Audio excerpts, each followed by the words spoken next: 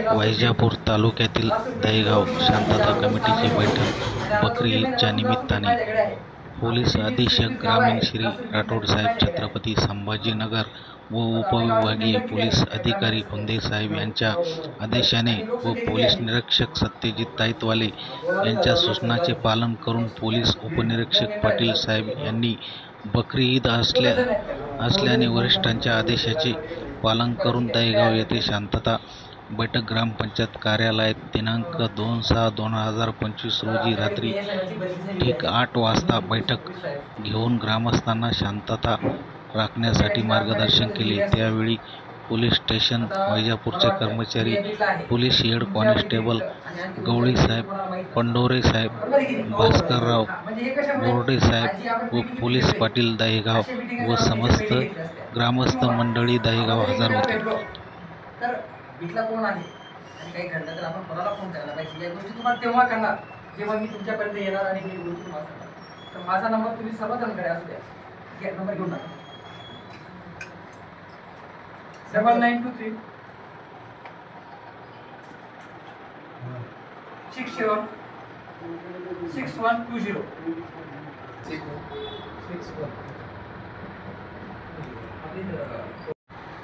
गावात भांडण झालं पोलीस स्टेशनला यायचं बरं का, तिकडून हवा सोडायची, त्या चॅप्टर केस केली, बरोबर आहे की नाही? तुम्ही असं एकमेकांची शेजारी तुम्ही आज तक्रार केली म्हणजे तुम्ही त्यांच्या शेजाऱ्याच्या सोबतच राहता का आमच्या सोबत असता तुम्ही नाही का? असं झालं की तुम्ही आज तक्रार केली वैजापूरला जायला आले असं झालं का? तुम्हाला तुमच्या शेजाऱ्याच्या जवळच राहायचंय।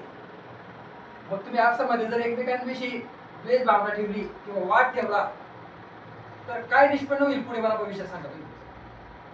आज आम्ही तुमची तक्रार घेतल्यानंतर त्याच्यावर कारवाई करतो, बरोबर आहे? कारवाई करतो, त्याला पण वाईट वाटतं की माझा शेजारी माझ्या विरुद्ध तक्रार दिली, पोलिसांनी, तुमच्या दोघांचा वाद वाढत जातो, आणखी एखादा गुन्हा घडतो त्याच्यात। तर आमचं सांगणं एवढं आहे की किरकोळ स्वरूपाचा जर वाद असेल तुम्ही समजून घ्यायला पाहिजे आणि ज्या वेळेस खूपच डोक्याच्या बाहेर जातात त्यावेळेस तुम्ही तक्रार द्या, आम्हाला काही गोष्टी सांगा, आम्ही ते करत असतो। तुमचा शेजार धर्म आहे, तुम्ही एकमेकांविरुद्ध हे जर केलं तर त्याच्यातून आउटपुट काहीच नाही। तुम्ही तक्रार दिली त्याचप्रमाणे तू तक्रार देणार, त्याच्यावर कारवाई होणार, तुमच्यावर कारवाई होणार। आमची नोकरीच ती आहे की तक्रार दिल्यानंतर तुमची कारवाई करायची, परंतु त्याच्यातून तुम्हा दोघांना स्वास्थ्य लाभत नाही। तुमचा शेजारी येतो, तुम्ही त्याचं तोंड कळत ना कळत दिसतात, त्याला तुमचं दिसतात, तुम्ही जर स्ट्रेट फॉरवर्ड चालले कामाशी काम ठेवलं, किरकोळ स्वरूपाचा विषय आहे त्याला जास्त महत्त्व दिलं नाही, तो विषय संपून जातो। तो जर आडवा बोलला तुम्हाला तुम्ही त्याच्याकडे लक्ष देऊ नका, तो आडवा बोलला म्हणून तुम्ही काहीतरी वेगळं कुठं ना करणार, कुठं तरी तुमच्यामध्ये मॅच्युरिटी असल्याशिवाय हे थांबणार नाही। आणि आमच्याकडे तक्रार दिली म्हणजे काहीच उपयोग नाही, आम्ही तिथून सूत्र हलवतो, तुम्ही शेजारी आहे की नाही? तुम्ही जर कोणी समजूतदारपणा घेतला नाही तर आमच्या कारवाईचा काय फरक पडणार आहे? त्याच्यात तुमच्यात जर एखादा समाधान असला, हा जर कितीही बोलत असला आणि दुर्लक्ष केलं तो काही दिवसांनी ऑटोमॅटिक थांबून जातो की आपण कुठेतरी चुकतोय आणि आपण हे बंद केलं पाहिजे। तो समजा 2 शब्द आडवे बोलतो, तुम्ही तिसरा कुठं ना करता, हे बघा तुमचा विकत घ्यायचा असेल तर पुन्हा एक विकत घे जेणेकरून तुझी समस्या सुटून जाईल। कारण खरं सांगतो तुम्हाला की बांध आहे ना 2-4 फुटाचा बांध हे काही जास्त 1-2 गुंठ्यासाठी वर्ष जेलमध्ये लोक राहिले, 2 वर्ष 8-10 महिने जर जेलमध्ये राहिले, तुमची जमिनीकडे मोकळी पडलेली आहे, तुमचं रेकॉर्ड खराब झालं, केस चालणार खूप वर्षे, तुम्हाला काय आउटपुट मिळणार आहे याच्यातून? त्याला सांगा घेऊन टाक, घे कर जेणेकरून तुझा समस्या सुटून जाईल, घेऊन टाका त्याला। असे नाही ना त्याला स्वास्थ्य लाभणार ना तुम्हाला स्वास्थ्य लाभणार, तो बाण काढतो इकडून तुम्ही घुसा इकडून, ठीक आहे तुमच्यात भांडणं झाली तर आमचं काही नुकसान होणार आहे का? आम्ही कायदेशीर कारवाई करणार, तुम्हाला टाकून देणार महिना बाई, तो जाईल 2-4 महिने, तो सुटून आला तर तो दुसरं कुठं ना करेल, तुम्ही सुटून आले की तुम्ही दुसरा कुठं ना करा, दोन्ही पुढे बर्बाद होऊन जा, आम्ही आमची नोकरी चालू राहील। याच्यात तुम्हाला काय स्वास्थ्य लाभणार आहे मला सांगा ना? बघा की आपला पप्पा इकडून बाण काढतोय, बरोबर आहे का? तो जर पुढे भविष्यात शेतकरी झाला तुम्ही बाण काढणार, तो पण बाण काढणार, त्याच्यापेक्षा त्याला शिकवा, सगळ्या ठिकाणी नोकरीला लागू द्या। तुम्हाला किती पिकतं हा सेकंड पार्ट आहे। आज फक्त त्यांची मॅच्युरिटी नाही, समजूतदारपणा नाही, या एकूण करणार होतो. बरोबर आहे का? उंदीरवाडीचा माझ्याकडे गुन्हा होता. बाप बेटा यांनी समोरच्याला मारलं, असं तसं नाही, चांगलं मारलं म्हणजे मरेच तोंड मारलं. योगायोगाने ते वाचल्यानंतर तो तपास माझ्याकडे होता. त्याचे बाबा होते, इथे सांगितले त्यांनी 3 महिने जेलमध्ये राहिल्यानंतर. आणि जे यंग पोरं होते ते 3 महिन्याने सुटले. जे बाबा होते जे 76 वर्षाचे होते की जे जेलमध्ये मरून जातील अशी परिस्थिती तयार झाली, ते 7-8 महिन्याने सुटले. बघा कायदा काय म्हणतो, कोणी काय केलं किंवा कोणाचं काय होतं, बाबाला सोडत नव्हतं कोण. आणि पोरं म्हणले की आम्ही मध्ये राहिलो असतो, चाललो असतो, आमचा बाप सुटला पाहिजे होता. बघा बांधलेली कशी असतात. परत आम्ही तुमचा शेजारी आडावा असेल, त्याला काही गोष्टी समजत नसतील, विषय सोडून द्या. तुमच्या लेकरा बाळांवर चांगले संस्कार करा.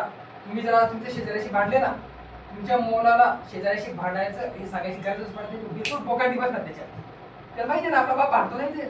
तो जेव्हा मोठा होतो ना, त्याला हे गुण आपोआप मिळतात की आपण आपल्या शेजाऱ्याशी गोड राहायची गरज नाही. कारण आपला बाप भांडत होता ना, शेजारी चांगला नाही, तर आपल्या बापाकडून तर आपलं शिकायला भेटलेले. मग हे असे संस्कार करून तुम्ही तुमची पिढी, तुमची पुढची पिढी बरबाद करू नका. आपल्या मुलांना सांगा ते बाजूचा चुकीचा जरी बोलला तरी आपण लक्ष द्यायचं नाही. समोरचा ऑटोमॅटिक समजून जातो. विषय बंद करावा लागेल, आपल्याला काही उपयोग नाही. त्यावेळेस आमची मदत नक्की घ्या. किरकोळ स्वरूपाचं भांडण असेल ते आमच्याकडे येऊन तुम्हाला मोठेपणा मिळत नाही. तुमचं कॅरेक्टर खराब होतं, तुमच्या शेजाऱ्याचं कॅरेक्टर खराब होतं आणि याच्यातून आउटपुट काही नाही. आमची नोकरी आहे आम्हाला करण्यासाठी.